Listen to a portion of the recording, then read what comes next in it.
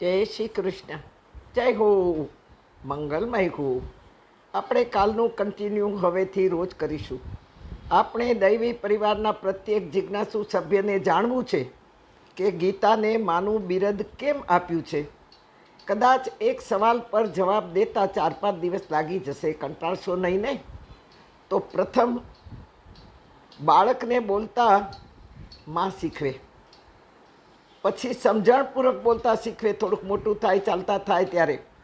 ત્રીજું યુવાન થાય ત્યારે જ્ઞાનપૂર્વક બોલતા શીખવે. આપણે તમામ માનવો આ જીવન વિદ્યાર્થીઓ જ છીએ, અને હું પણ વિદ્યાર્થી જ છું તમારી સાથે. માટે ઉપદેશ દેવાના સૂત્રો નહીં મૂકવા, અને એમાંય પણ 10-10, 12-12 સૂત્રો એકની એક વ્યક્તિ મૂકે, પાછા બધા એકના એક જ મૂકતા હોય. 12-12 પિક્ચરો, 15-15 સૂત્રો. ફોન હેંગ થઈ જાય. અને મારા ફોનમાં તો પ્રવચનો સેવ કરેલા છે. આ તમને બધાને આપવાની ક્લિપો સેવ કરેલી છે. આજે 30 તારીખ સુધીની ક્લિપો મારી સેવ થઈ ગઈ છે. બોલો, હવે એમાં બધા જ તમે 15-15 પિક્ચરો મૂકો, સૂત્રો મૂકો. એમાંય તે ઘરના બાળકોના અને મેરેજ એનિવર્સરીના અને કોઈ ઝૂલે ઝૂલતા ને કોઈ બાગમાં ફરતા ને. અરે મને આ બધું શું કામનું છે?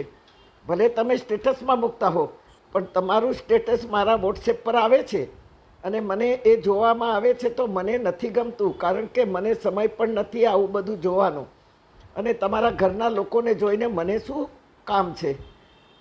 તેથી મહેરબાની કરીને સ્ટેટસ પર તમે મૂકતા હો ને જો મને મળતું હોય તો 1 કે 2 જ પિક્ચર મૂકો, વધારે નહીં. તેથી ત્રીજું, બાળક યુવાન થાય ત્યારે માં જ્ઞાનપૂર્વક બોલતા શીખવે કે જો આમ ન બોલાય, આમ બોલાય, આમ કરીએ તો આમ થાય ને આમ બોલીએ તો આમ થાય. આપણે તમામ માનવો આજીવન વિદ્યાર્થીઓ છીએ, ને હું પણ વિદ્યાર્થી જ છું. હા, આપણા સણસણતા મૂંઝવણો ઊભા કરનાર પ્રશ્નોના જવાબ હું ગીતાના શ્લોક દ્વારા આપીશ.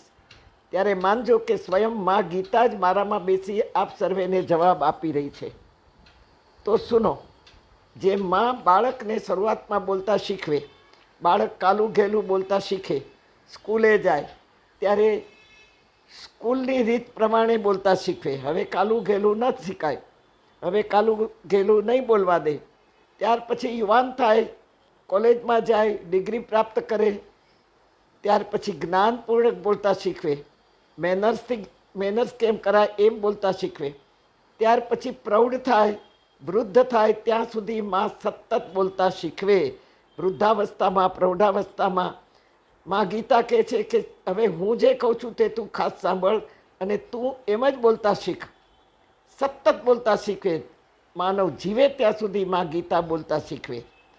હવે ગીતા કે તું હવે મેચ્યોર થયો છો, બોલવામાં વિવેક રાખ, નહીં તો સંબંધો હલી જશે, સંબંધો તૂટી જશે.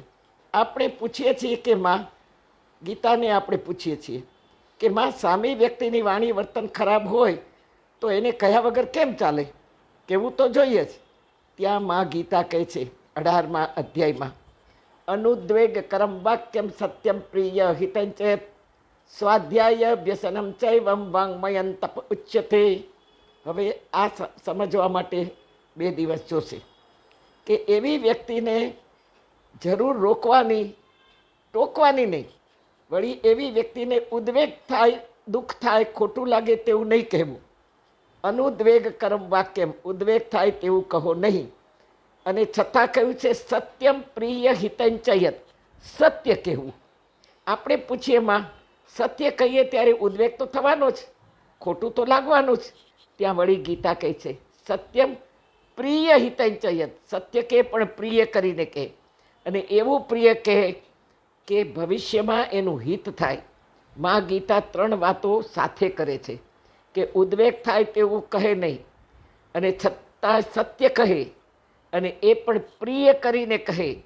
ખાસ તારો સ્વાર્થ નથી એવું કહે. સત્ય ઘડીભરનું ન હોવું જોઈએ, પણ માં ગીતા કહે છે કે સત્ય કહે, પ્રિય કરીને કહે, વળી લાંબા સમયનું હિત હોય એવું કહે. હિત જોઈને કહે, સુખ જોઈને ક્ષણભરનું નહીં. કોને ખબર એ વ્યક્તિ ભવિષ્યમાં તને કામ લાગવાની હોય. આપણે પૂછીએ માં, સત્ય કહેવું અને એમાં ઉદ્વેગ ન થાય તેવું કહેવું, વળી ભવિષ્યનું હિત જોવાનું, મને કાંઈ સમજાતું નથી માં. હું આ નહીં કરી શકું. માં ગીતા ખભે હાથ મૂકીને સમજાવી રહી છે. તો સાંભળો કાલે.